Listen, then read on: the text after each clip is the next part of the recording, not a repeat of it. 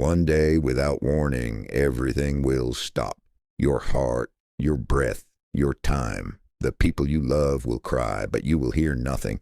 Because in Islam, death is not the end. It is the beginning of a journey that every soul fears. The grave, the questioning, and a world called Barzakh, where time feels endless and your deeds come alive. What truly happens when the grave closes? Why do even righteous people fear this moment?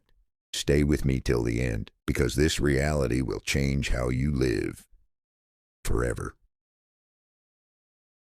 According to Islam, when a person dies, the soul does not disappear. It enters a new phase of existence. This journey begins with the moment of death.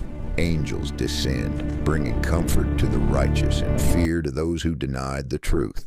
The soul is taken gently or with difficulty, depending on the life it lived.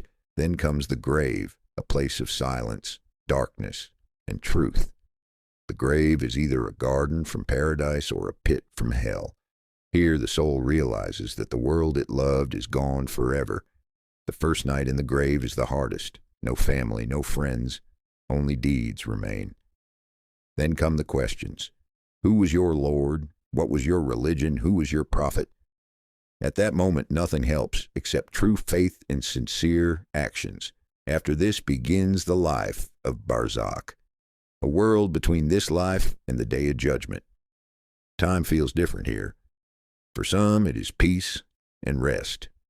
For others, regret and waiting. This is why the prophet, peace be upon him, taught us to seek protection from the punishment of the grave. Because Barzakh is real, and every soul will pass through it, but there is hope. Allah's mercy is greater than all sins. One sincere repentance, one tear of regret, one honest prayer can change the fate of a soul. Before the grave becomes our home, we still have time to return to Allah, time to forgive others, time to ask for forgiveness. O Allah, forgive us before the day when forgiveness can no longer be asked. Ending call, engagement. If this reminder